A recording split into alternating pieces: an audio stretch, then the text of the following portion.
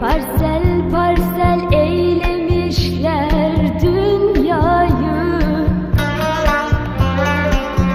Bir dikili taştan gayrı nem kaldı. Dost köyünden ayağımı kestiler.